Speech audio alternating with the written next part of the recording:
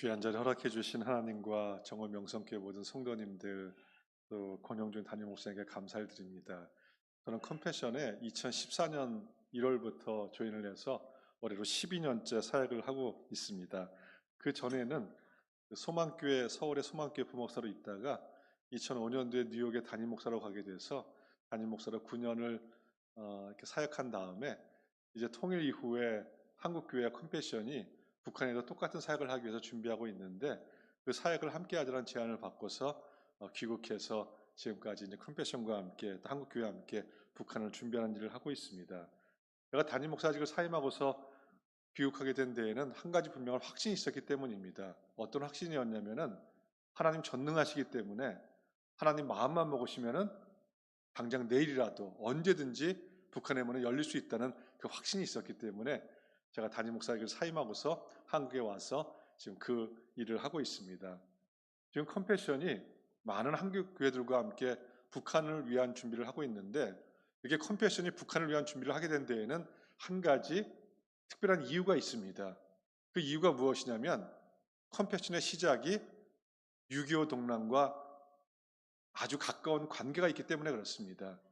컴패션은 어떻게 시작되었냐면요, 6.25 동란이 한창이던 1952년 겨울날에 당시 한국을 위해서 미군 병사들이 한국에 와 있었는데, 그 미군 병사들에게 복음을 전하기 위해서 미국에서 스완슨 목사라는 분이 한국에 오셨다가 날마다 어떤 광경을 목격하셨냐면요, 길거리에 수북히 쌓인 쓰레기 더미들을 미군 군용 트럭이 실어가는 거였습니다. 그런데 그걸 나중에 확인해 보니까 그게 쓰레기가 아니라 밤새 추위와 굶주림 속에 죽어갔던 한국 아이들의 시체였던 겁니다. 그래서 이 스완슨 목사님께서 그 광경을 목격하시고서는 충격을 받으시고서 미국을 건너가셔서 지금 한국이라는 나라가 전쟁을 만나서 수많은 아이들이 추위와 굶주림 속에 죽어가고 있고 그 아이들의 시체가 쓰레기처럼 버려지고 있는데 누가 이 아이들을 살릴 수 있겠냐고 호소하기 시작했고요. 여러분, 1952년도면은 미국 사람들은 한국이라는 나라 들어보지도 못했고 어디 있는지도 모르는 그런 나라가 우리 한국이었습니다. 그런데 미국에 있는 성도님들이 그 한국 어린이들을 살리겠다고 기금을 모으기 시작한 것이 바로 오늘날 컴패션의 시작이 되었고요. 이렇게 한국을 위해서 시작되었던 컴패션은 그 41년 동안 10만 명 이상의 전쟁 고아 불우한 아이들을 훌륭한 성의로 잘 키워낸 다음에 이제 한국은 잘 살게 되었으니까 한국에서 철수했다가 2003년도에 다시 한국으로 들어왔습니다. 그때는 왜 들어왔냐면 도움을 받던 나라에서 도움을 주는 후원국이 되어서 들어왔습니다. 지금까지 이 세상에 존재하는 그 어떤 나라도 도움을 받던 나라에서 도움을 주는 나라로 바뀐 나라는 아직까지 우리 한국이 유일하다고 합니다. 그것은 그만큼 우리 한국이 하나님의 은혜를 많이 입었다는 증거이고요. 하나님의 은혜를 입었다는 것은 다른 말로 하면은 은혜에 대한 빚을 지고 있다는 말씀이기도 합니다. 이렇게 한국을 위해서 시작되었던 컴패션은 그 후 그 스완스 목사님 그 한 분의 마음이 점점 퍼져나가서 지금은 한국을 비롯해서 미국, 영국, 프랑스, 독일, 스위스, 이탈리아, 네덜란드, 뉴질랜드, 캐나다, 호주 이런 12개 나라가 힘을 합쳐서 전 세계 29개국에 있는 230만 명이 넘는, 즉 전 세계에서 가장 많은 어린이들 양육하는 그런 국제 기관으로 발전을 하게 되었습니다. 그리고 이제 하나님께서 북한의 문을 열어주실 그날을 소망하면서 우리 정읍 명성교회와 같이 북한 복음화의 뜻을 같이 하는 한국 교회들과 함께 파트너십을 맺고서 북한 복음화를 위한 준비를 아주 구체적으로 행하고 있습니다. 저는 오늘 이 시간 여러분들과 함께 오늘 본문 말씀을 통해서 북한을 향한 하나님 아버지의 마음이 어떠한지를 여러분들과 함께 나누고자 합니다. 오늘 성경에 있는 모든 말씀들이 다 의미가 있는 말씀이지만 오늘 본문 말씀은 특별히 더 우리에게 의미를 주는 말씀입니다. 왜 그러냐면요, 오늘 본문 말씀은 예수님께서 이 땅을 떠나실 때 하셨던 마지막 말씀이기 때문에 그렇습니다. 우리가 세상을 떠나면서 마지막 하는 말을 유언이라고 합니다. 그 유언이 갖는 그 의미가 무엇이냐면 우리 모두에게도 부모님이 계신데 부모님이 자식에게 유언의 말씀을 남겼다고 한다면 자식의 마땅한 도리는 그 부모님의 유언의 말씀을 마음에 잘 간직하고 그 유언의 말씀대로 사는 것이 자식의 마땅한 도리입니다. 그렇다면 우리의 주님, 우리의 아버지신 주님께서 우리에게 어떤 유언의 말씀을 남겼느냐? 너희는 땅끝까지 이르러서 나의 증인이 되리라. 즉 땅끝까지 복음을 전하는 증인의 삶을 살라는 것이 주님께서 우리에게 남겨주셨던 유언의 말씀입니다. 그럼 말씀하신 땅끝은 어디인가? 땅끝이 어디입니까? 하고 여쭤보면 많은 분들이 그 힘들고 어려운 아프리카를 생각하십니다. 또 사람들이 잘 가지 못하는 밀림지대, 오지, 아마존 막 그런 곳을 땅끝이라고 생각하십니다. 물론 땅끝 맞습니다. 그런데 우리 주님께서 성경에서 말씀하신 땅끝은 그거보다 범위가 훨씬 더 넓습니다. 어디가 땅끝이냐면요, 이 세상에 복음이 전해지지 않은 모든 곳은 다 땅끝이고요, 이 세상에 사람들의 아픔과 고통과 신음이 있는 곳은 어디나 다 주님이 말씀하신 땅끝입니다. 즉 땅끝은 어디이냐?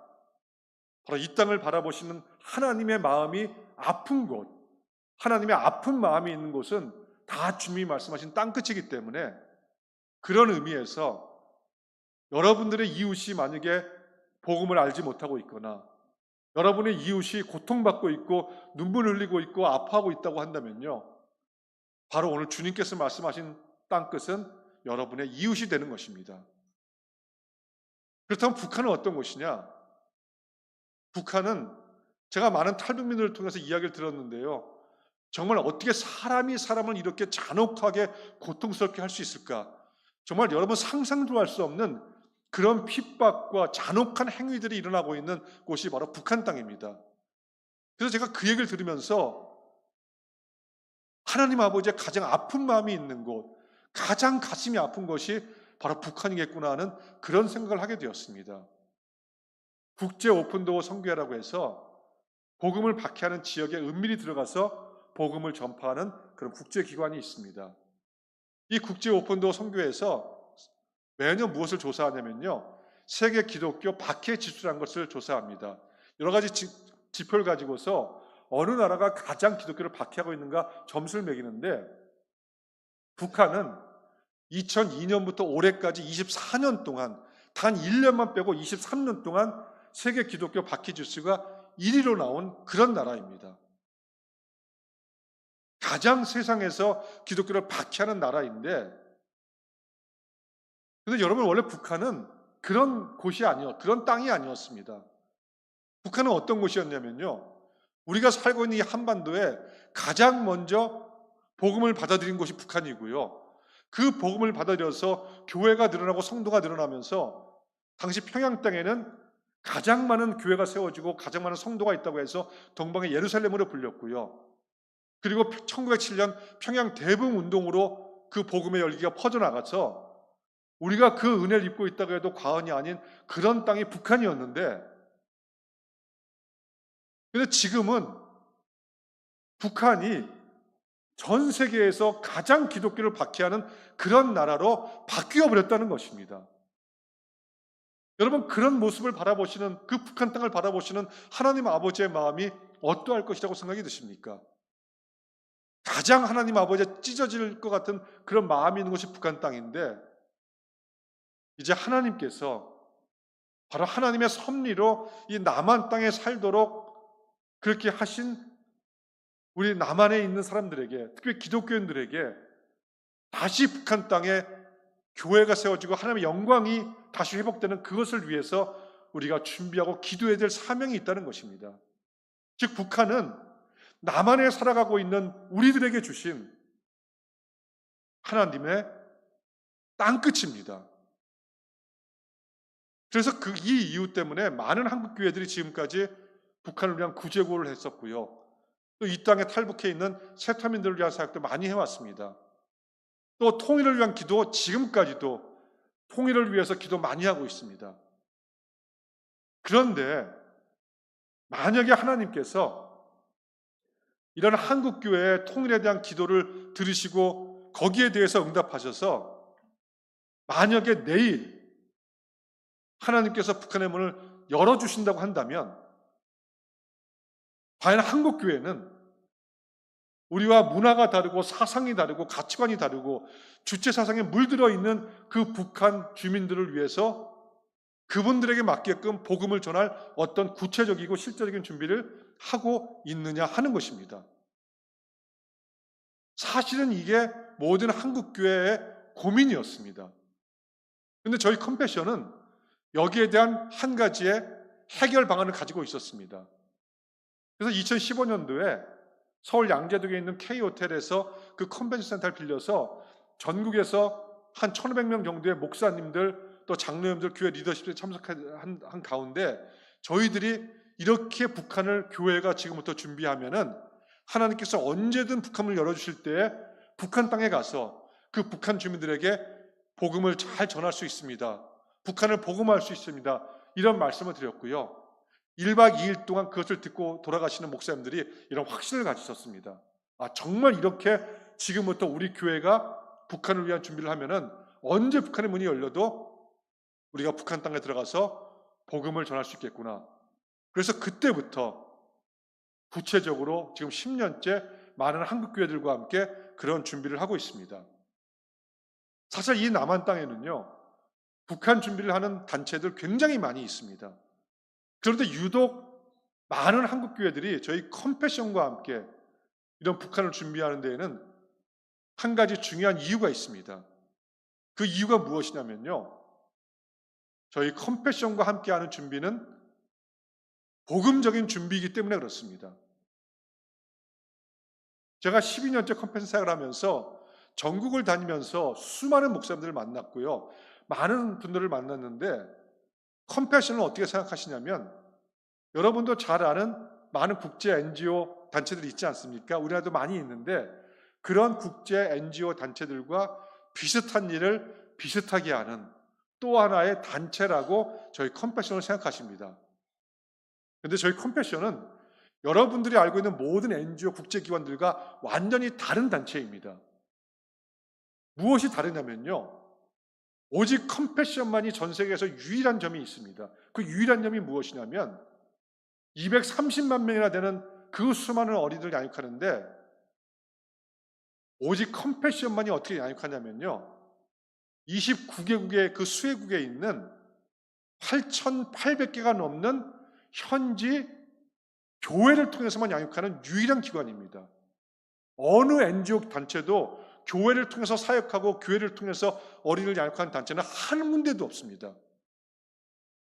오직 컴패션만이 교회를 통해서 양육하는데 그럼 어떻게 현지에 있는 그 가난 속에 있는 교회를 통해서 어린이들을 그렇게 잘 양육하느냐? 그것을 말씀을 드릴 텐데 왜 이 말씀을 드리냐면요, 앞으로 정원 명성교회가 하나님께서 북한의 문을 열어주시면은 북한의 명성교회를 세우시고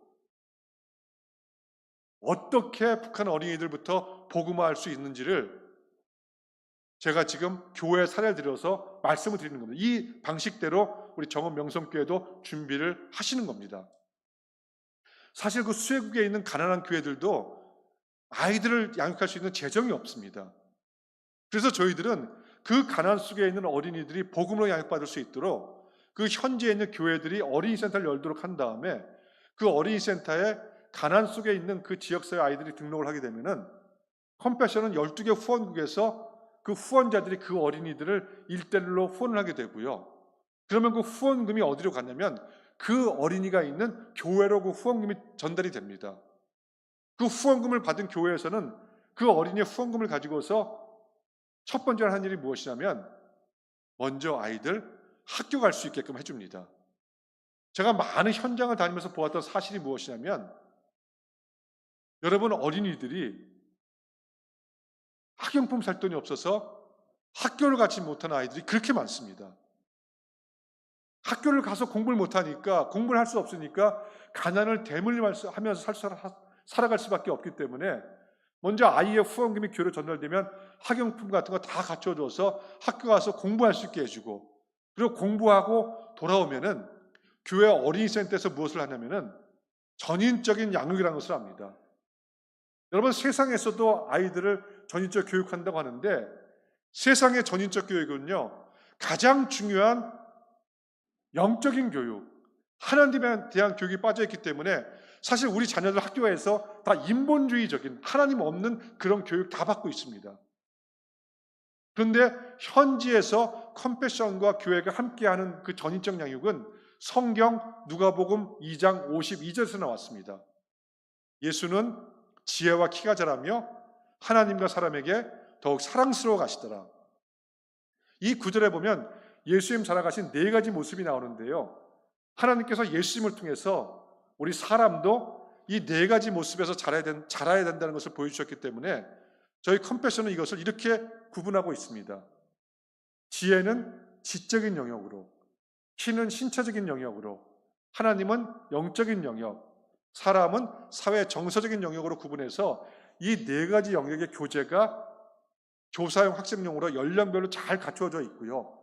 컴패션은 이 교재를 29개국 현지 언어로 다 바꾸고 아이들 문화와 수준에 맞게끔 다 현지화시켜서 8,800개가 넘는 그 현지 교회들에게 공급을 합니다. 또 컴패션이 하는 일은 뭐냐면은 그 어린이 센터를 저희 컴패션이 운영하지 않습니다.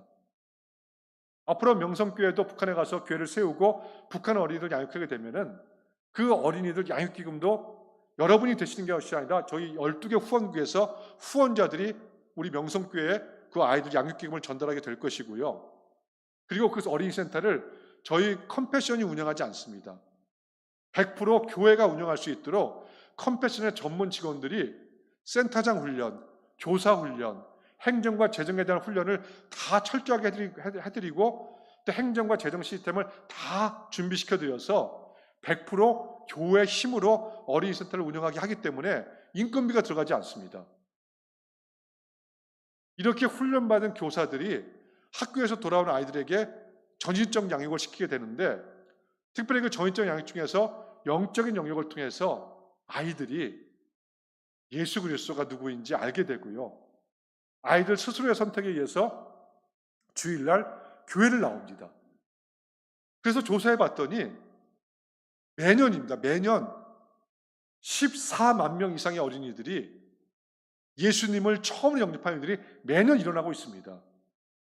만약에 저희 컴패션이 교회와 상관없이 저희가 사역했다면 이런 일이 일어날 수 없는데 복음을 갖고 있는 교회를 통해서 양육했더니 매년 14만 명 이상의 어린이들이 예수를 영접하고 있고 이것으로만 끝나는 것이 아니라 그 아이가 있는 그 가정까지도 다 복음화되어서 현지에 가면 목사님들이 뭐라 그러시냐면 이렇게 어린이 센터를 통해서 어린이들을 양육한 다음부터 교회가 3배 이상 성장하면서 지역사회를 복음화시키면서 예수님의 지상명령이 성취되고 있다고 하는 그런 말씀을 하십니다.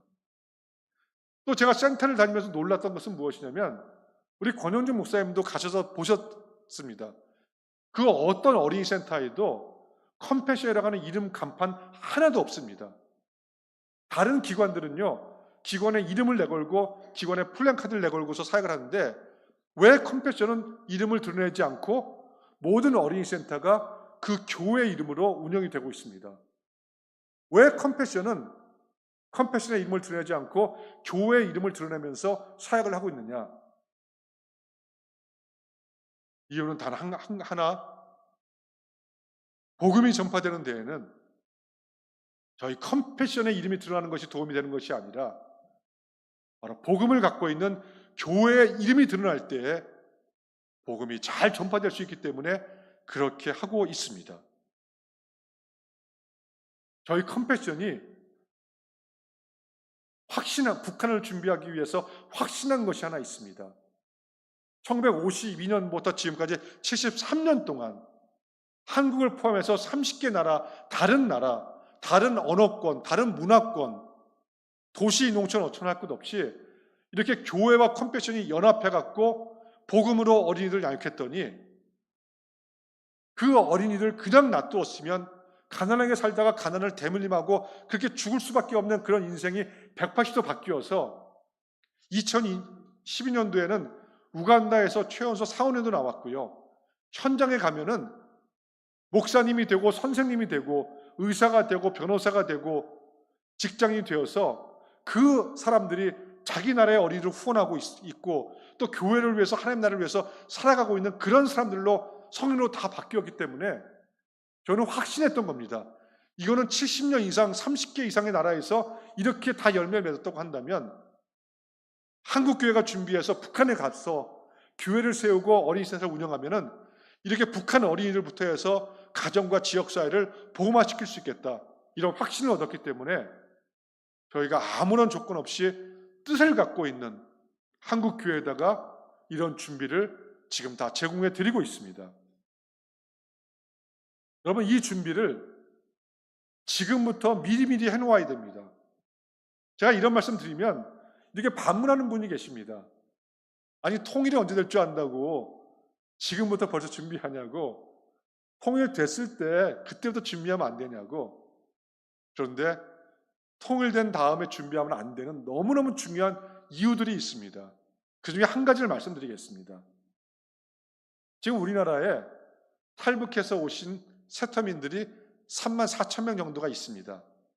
근데 그분들이 탈북해서 남한 땅에 딱 도착하면은 반드시 밟아야 되는 과정이 있는데, 먼저는 한 명도 예외 없이 국정원에 다 3개월 동안 격리되어 갖고 혹독한 신문 과정을 겪습니다.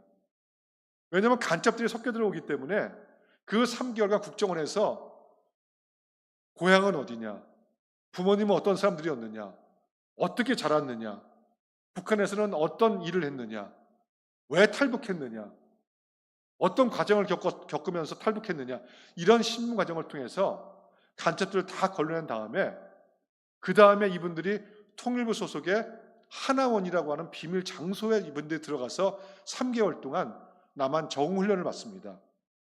근데 그때 기독교, 천주교, 불교 중에서 한 개의 종교를 선택할 수 있는데 70% 탈북자들께서 기독교를 선택하시고요. 그 하나원에 있는 한학교회에서 새벽 기도, 주일 예배, 성경 공부를 하시면서 믿음으로 잘 이렇게 준비되어 갖고 남한 사회로 나오시게 됩니다. 자, 그러면 그때 어떤 일이 일어나고 있느냐? 여러분들이 잘 아시는 그 이단 신천지나 이재롱 목사가 있는 만민중앙교회 같은 이단들이 이분들에게 접근해 갖고 이분들 경제적으로 돈이 필요하시거든요. 우리 교회 출석하면은 한 달에 20만 원, 30만 원씩 주겠다고.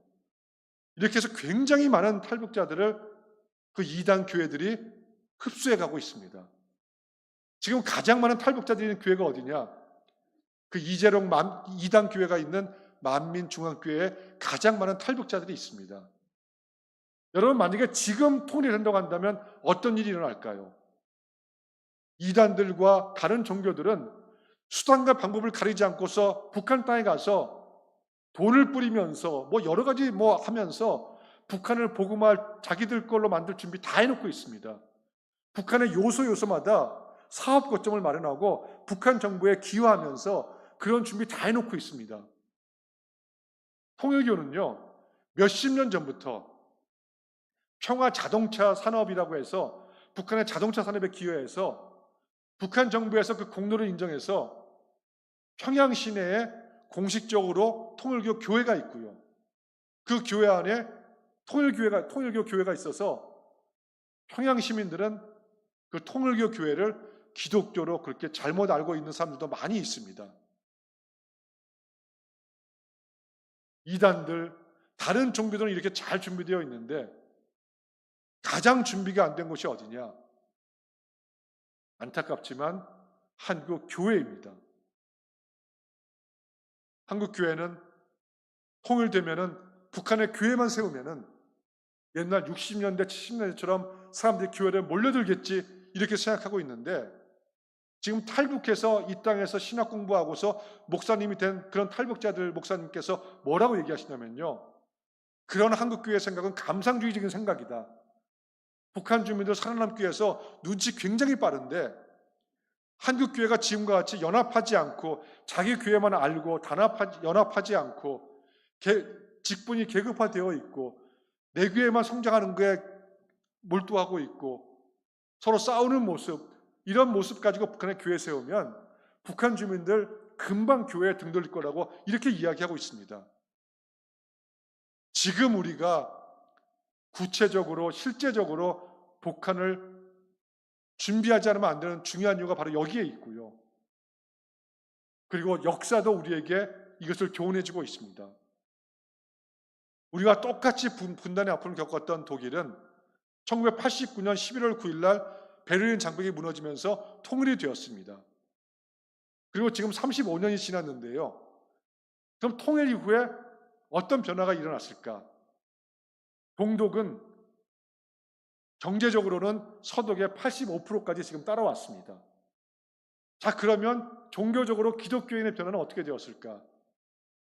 여러분, 이제 동독에도 종교의 자유화가 이루어졌기 때문에 또 그 은혜 속에서 기독교인들이 늘어나는 것이 그게 상식 아닙니까?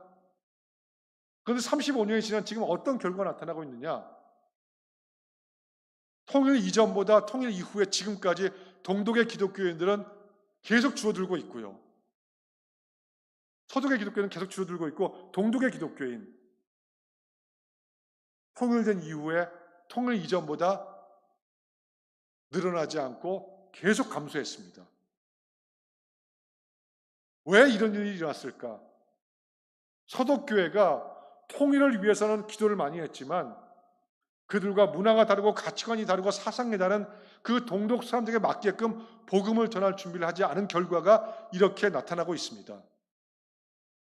만약 내일 통일이 된다면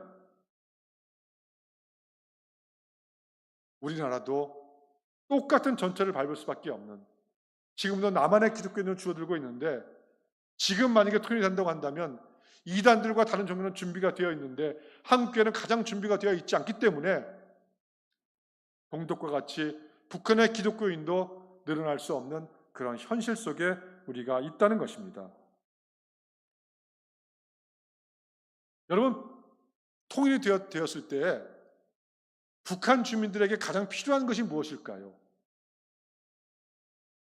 빵도 필요합니다. 인권 회복도 필요합니다. 복지제도도 필요하고요. 의료제도도 필요한데, 그런데 만약에 이 모든 것들을 다 그분들에게 주고 나서도 만약에 그분들에게 영원한 생명을 줄 수 있는 복음을 그분들에게 주지 않았다고 한다면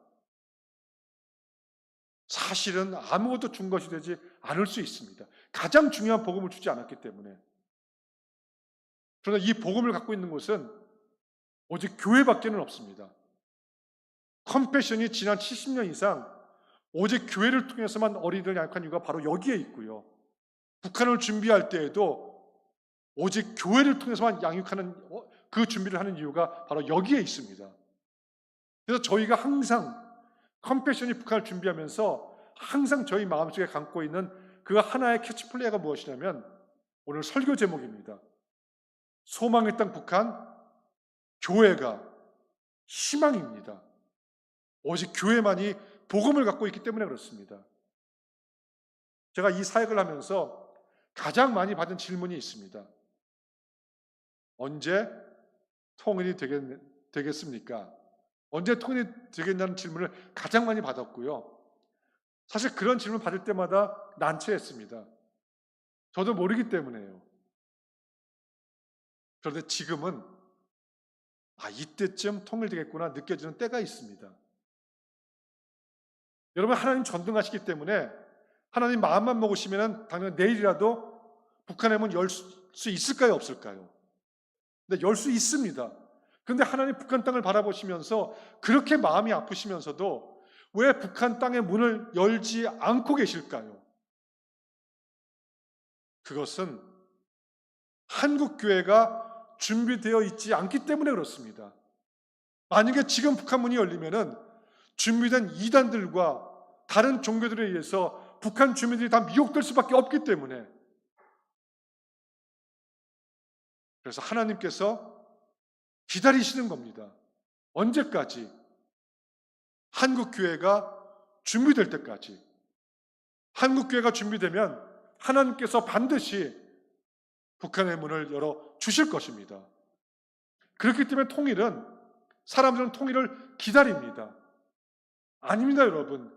통일은 기다리는 것이 아니라 우리가 만들어갈 수 있는, 만들어가는 통일입니다. 이것을 위해서 저희 컴패션은 지난 70년 이상의 모든 노하우들, 모든 자료들, 모든 경험들을 한국 교회들에게 다 제공하고 있습니다. 몇 가지만 예를 들면요. 아까 제가 전인적 양육 교재 말씀드렸잖아요. 그것을 북한화하는 과정을 다 맞춰 놓았습니다. 여러분, 나가시면서 로비에 부스가 있는데 거기 가면 북한 어린이들을 위한 교재, 컴패션 교재를 북한화하는 작업을 다 맞춰 놓았고요. 그 다음에 여러분들이 이제 북한에 가셔서 교회를 세우시고 어린이 센터를 운영하시게 될 텐데 그 여러분들을 위한 센터장 훈련, 교사 훈련, 또 어떤 분 나는 밥이라도 해주겠다, 나는 운전이라도 하겠다, 여러 가지 뜻을 가진 분들에 대한 모든 훈련들이 온라인 프로그램과 오프라인 프로그램으로 잘 돼 있어갖고 벌써 전국에서 2,000명 이상의 성도들이 그런 훈련을 마쳤고 계속 그 훈련 과정이 진행되고 있습니다. 또 샬롬 기도운동이라고 해서 북한의 최신 기도제 상황을 업데이트해서 그 상황에 맞는 영상을 만들고 그것을 기도 제목화해서 매월 한 편씩 또 그런 준비하는 교회에 제공해 드려서 그 영상과 기도 제목을 보시면서 또 북한을 위한 기도를 하고 계시고요. 또 통일 선교주간 패키지라고 해서 6.25가 있는 그 주간에 우리 유치부부터 고등부까지 공과 공부할 수 있고 또 설교자를 제공하고 있고 또 어른들과 청년들을 위해서 또 구역 예배 소그룹으로 할 수 있는 또 그 통일 선교를 위한 북한을 생각하며 기도할 수 있는 그런 소그룹 교재를 저희들이 제공해 드리고 있고 가정에서 같이 그 주간 동안 예배 드리면서 가족들 모두가 북한을 품을 수 있는 그런 모든 교재도 제공해 드리고 있습니다. 이런 여러 가지 준비들을 교회들에게 제공해 드리고 있는데 이런 모든 준비들 외에도 여러분들이 지금부터 누구나가 할 수 있는 준비가 있습니다. 아주 중요한 준비인데요. 바로 기도입니다. 기도가 중요한 것은 아무리 열심히 준비한다 해도 기도 없는 준비는 단지 사람의 노력일 뿐이기 때문에 그렇습니다. 그런데 어떤 분은 이렇게 생각하는 분도 있습니다. 나 하나가 기도한다고 해서 북한에 그런 큰일이 일어나겠습니까? 여러분 절대로 그렇지 않습니다.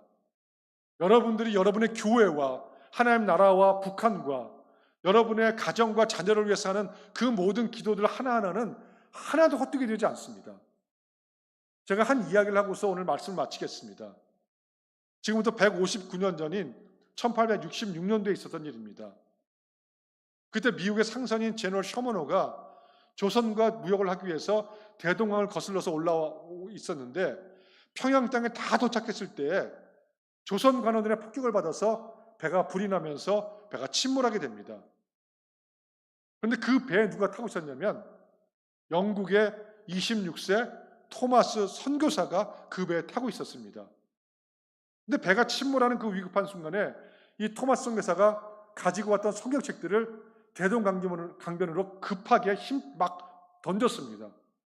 그리고 한 권의 마지막 성경책은 자기 가슴에 품고서 조선 땅을 밟자마자 그 대동강변에서 무릎이 꿇린 채 박충권이라고 하는 관원에게 그 자리에서 목이 잘려서 죽었습니다. 여러분 태어나서 26년 동안 조선 땅에 복음을 전하기 위해서 준비했는데 복음 한마디 전하지 못하고 목이 잘려 죽었습니다. 이 토마스 선교사의 인생은 세상적인 관점으로 봤을 때 성공한 것이었겠습니까? 허무한 것이었겠습니까? 아주 허무한 죽음이었습니다. 그런데 그 후에 이런 일들이 일어났습니다. 그 토마스 선교사가 급하게 던졌던 그 대동강변을 던졌던 그 성경책을 호기심에 주어서 집으로 가져간 사람들이 있었습니다. 그 사람들 중에서 최치량은 어느 날 그 성경책을 호기심에 읽다가 예수님을 영접하고 나중에 평양교회를 세우는 사람이 되었습니다. 박영식이라고 하는 사람도 그 성경책을 호기심에 집으로 주워가지고 왔다가 여러분 옛날에 보면 제가 자랄 때도 보면 창호지가 참 많았는데 창호지 구멍 많이 뚫리고 옛날에 벽지도 쭉쭉 찢어진 데가 참 많았습니다. 근데 성경책의 종이질이 좋으니까 성경책을 한 장 한 장 잘 오려갖고 그 창호지 구멍 뚫린 데다가 그렇게 바르고 또 도배지 뜯어진 데다가 그 성경책으로 도배를 했습니다. 그랬다가 어느 날 그 도배한 성경 구절을 보다가 예수님을 영접하고 자기 집을 평양 널다리 교회에 예배 처소로 제공을 했습니다. 토마스 선교사가 목이 잘리기 직전에 자기 가슴에 품었던 마지막 그 성경책을 자기의 목을 자르는 박충권에게 주었습니다. 박충곤도 그 성령책을 받아서 집으로 왔다가 어느 날 그 성령책을 읽다가 예수님을 영접하고 나중에 평양교회의 장로가 되었습니다. 하나님은 개신교 최초의 순교의 피를 뿌린 그 토마스 선교사의 피를 절대로 헛되게 하지 않으셨고요. 그 순교의 피가 뿌려졌던 그 대동강 위에 세워졌던 그 평양 땅에 가장 많은 교회가 세워지고 가장 많은 성도가 있게 해서 동방의 예루살렘을 불리게 하였고요. 그 토마스 선교사의 순교의 피는 그 후 1907년 평양 대붕 운동으로 이어지게 되었고요. 그 순교의 피는 1000만 기독교인의 출발이 되었습니다. 여러분, 이런 역사가 그런데 토마스 선교사 그 한 사람의 순교와 헌신 때문에 일어날 수 있었을까요? 아닙니다, 여러분. 고국을 등지고 조선 땅으로 향하고 있는 그 토마스 선교사 뒤에는 누가 있었냐면요, 토마스 선교사를 위해서 기도하는 수많은 무명의 동역자들이 있었고요. 토마스 선교사 뒤에는 누가 있었냐면 토마스 선교사의 조선 선교를 위해서 물질로 후원하는 수많은 무명의 동역자들이 있었고요. 토마스 선교사 뒤에는 누가 있었냐면요, 토마스 선교사 가슴에 품었던 조선 민족을 품고 함께 품고 기도하는 수많은 무명의 동역자들이 있었기 때문에 그 무명의 동역자들, 세상과 역사는 기억하지 못하지만요, 하나님은 반드시 기억하십니다. 그런 무명의 수많은 동역자들이 있었기 때문에 우리가 살고 있는 이 한반도 땅에 이런 역사가 일어날 수 있었고요. 그 하나님의 역사는 지금도 남과 북을 통해서 진행 중에 있습니다. 여러분이 하나님의 나라와 북한을 위해서, 여러분의 교회를 위해서, 여러분의 가정과 여러분의 자녀를 위해서 하는 모든 기도들 하나도 헛되게 되지 않을 것입니다. 물방울 한 방울 한 방울은 아무것도 아닌 것 같지만 그 물방울 한 방울 한 방울이 모이고 모여서 시냇물을 이루게 되고요. 그 시냇물들이 모이고 모여서 강물을 이루게 되고요. 그 강물들이 모이고 모여서 온 세상을 덮는 바다가 되는 것처럼 물방울과 같은 우리의 기도 하나가 모여서 언젠가는 온 세상을, 저 북한 땅을 하나님의 영광으로 가득 차게 할 것입니다. 그리고 그 영광의 날, 우리가 이 땅에 있든지 없든지 우리는 그 영광의 자리에 함께 참여하게 될 것입니다. 하나님께서 북한의 문호를 열어주실 그날을 소망하며 하나님 아버지의 가장 아픈 마음이 있는 저 북한을 하나님이 나에게 주신 땅끝으로 품고 기도하며 준비하는 정읍 명성교회와 여러분들을 통해 지금은 가장 절망의 땅이고 통곡의 땅이고 고통의 땅인 북한이 반드시 소망의 땅으로 바뀌게 될 것입니다. 기도하겠습니다.